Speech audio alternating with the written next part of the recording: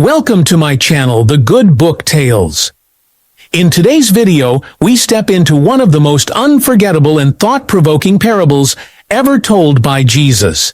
The parable of the Good Samaritan.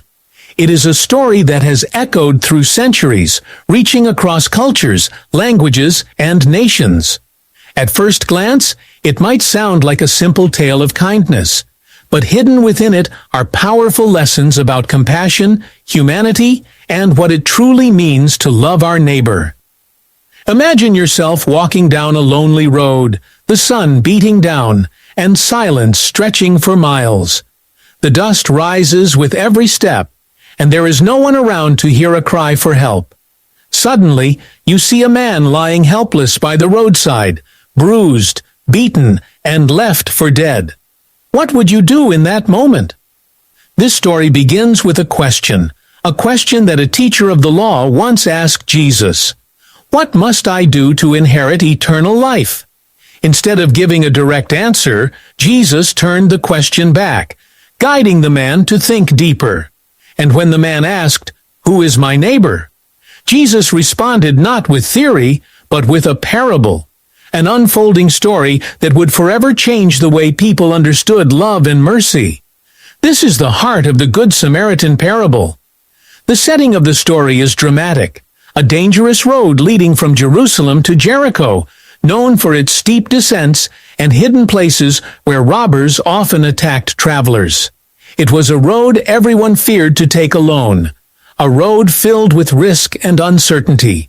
On this road, a traveler was ambushed, stripped of his belongings, beaten mercilessly, and left half dead. His cries must have echoed in the emptiness, his hopes fading with every passing moment. And then, footsteps approached. Relief must have filled his heart. Someone was coming. Surely they would help him. But what happened next was shocking, unsettling, and full of suspense. First came a priest, a man who served in the temple, respected by all.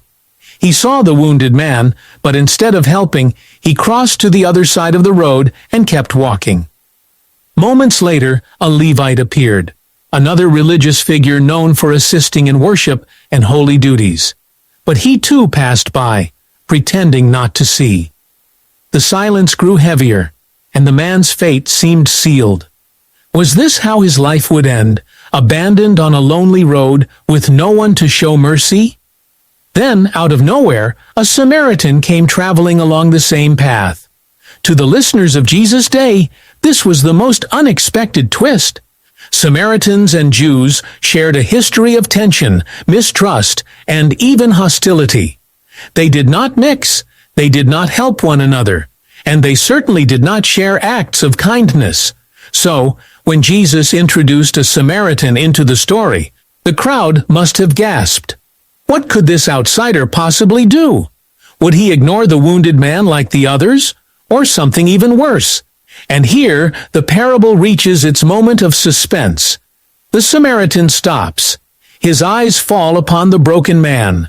And in that instant, the world seems to hold its breath. What happens next is a decision that will not only define the Samaritan's character, but also reveal the true meaning of being a neighbor. The Samaritan stood on that lonely road, staring at the man who was barely clinging to life. The air was thick with silence, broken only by the faint groans of the wounded traveler. To anyone watching from afar, it may have looked like just another stranger passing by, but inside, a moment of decision was unfolding that carried the weight of centuries of division. In the world of that time, a Samaritan and a Jew were not expected to share words, let alone compassion. The deep mistrust between their people had been carried through generations, shaped by history, religion, and culture. Yet now, on this dangerous road between Jerusalem and Jericho, those barriers seemed to hang in the balance. For the traveler lying on the ground, every second must have felt like an eternity. His eyes may have struggled to stay open, his breath uneven, his mind drifting in and out of consciousness. Perhaps he had already given up hope after being ignored by the priest and the Levite. Perhaps he believed this Samaritan would simply keep walking, just like the others, or worse, take advantage of his helpless state. The dust clung to his wounds, the heat pressed down like a heavy weight, and the sound of footsteps nearing felt both like salvation and like danger. At this point in the parable, the crowd listening to Jesus would have been filled with questions. Why would a Samaritan, of all people, stop here? Could someone who was considered an enemy, someone despised and rejected, be capable of showing mercy? The tension in the story builds on this very thought, holding the listeners in suspense. Each detail makes the mystery deeper, every pause pulling them closer to the heart of the lesson Jesus was about to reveal. The Jericho Road itself becomes a character in this story, a place of shadows and uncertainty, where cruelty and kindness clash. People feared this road because they knew what it meant to walk it alone. In many ways, it symbolized the dangers of life itself, a reminder that at any moment we can find ourselves in need of another's hand. And on this road, the roles of neighbor and stranger were about to be redefined. Still, as the Samaritan approached, nothing was certain. The story leaves us on the edge of what he will do. Would he continue the pattern of indifference, or would he step into the unexpected role of rescuer? With every heartbeat, the traveler's life hung in the balance, and with every word Jesus spoke, the listeners leaned closer, waiting to see if love could truly cross the boundaries of hate. The wounded man lay motionless, his body marked by the cruelty of those who had attacked him. The conflict at the heart of the story was no longer only about survival. It was about human choice, the decision to act or to turn away. The priest and the Levite had walked past, each of them choosing their own safety, their own comfort, over the life of another. Perhaps they told themselves it was not their responsibility. Perhaps they feared the robbers were still nearby. But whatever their reasons, they left the man to die. Their silence spoke louder than words, and their absence deepened the conflict of what it truly means to love a neighbor.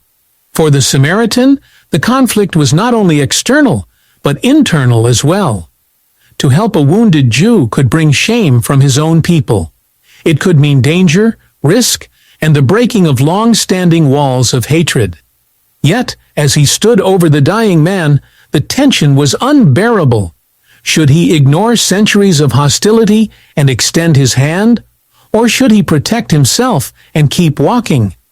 The story forces us to see how real compassion always comes with sacrifice, and how mercy often asks us to step outside the boundaries we build. At the same time, the helpless traveler was locked in his own silent struggle. His body was weak, but his heart must have been wrestling with fear and doubt. Would anyone see his pain as worth their time? Would anyone stop to care when others had turned away?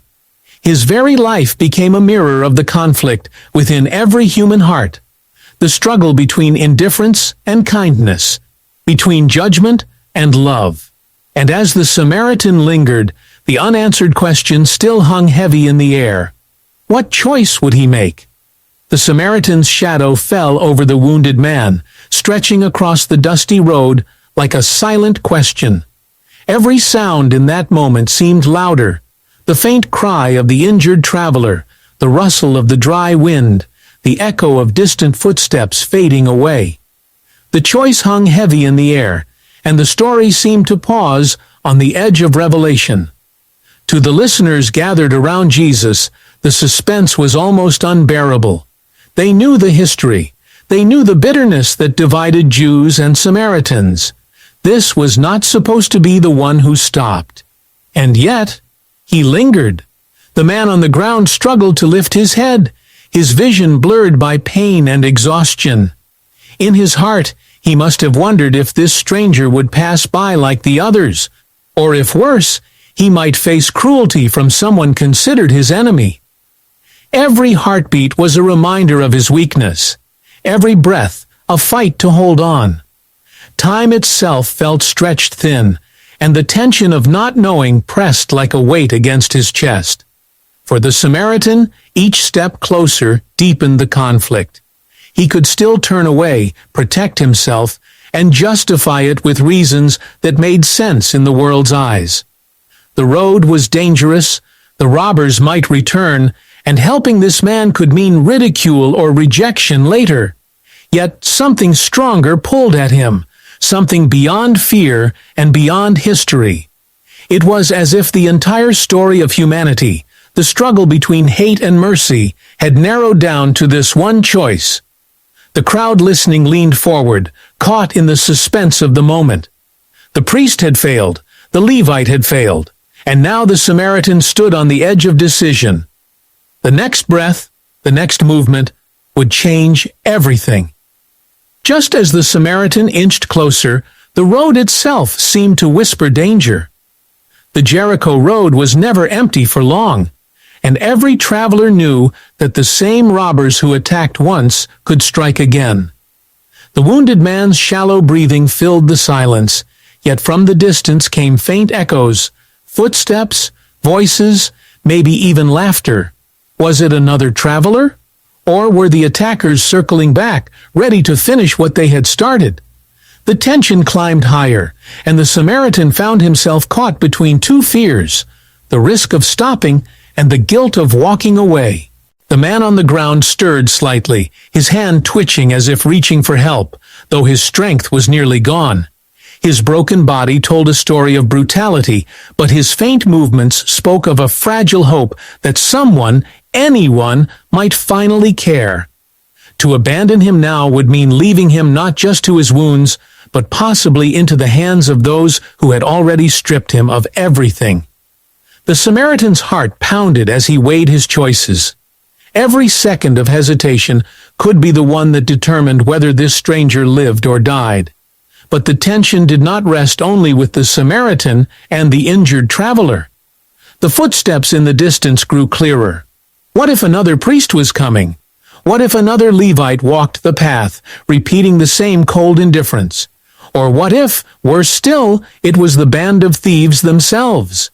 The possibility sent a shiver through the air, heightening the suspense for both the characters in the story and the listeners hearing it unfold.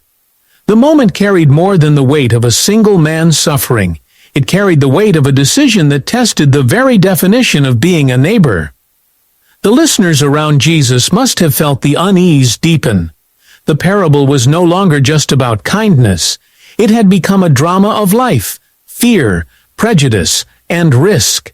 The Samaritan stood with the chance to rewrite the expectations of his world, or to fall back into the silence of history like the others. Every detail pushed the story closer to its climax, yet the answer still hung just out of reach, leaving hearts racing with the question, would he act, or would the cries of the wounded man fade into the dust forever? The Samaritan finally stepped closer, his heart pounding as he looked into the bruised and broken face of the man on the ground. The decision could no longer wait. He knelt beside the wounded traveler, dust swirling around them, and for the first time in the story, mercy broke through the silence of fear.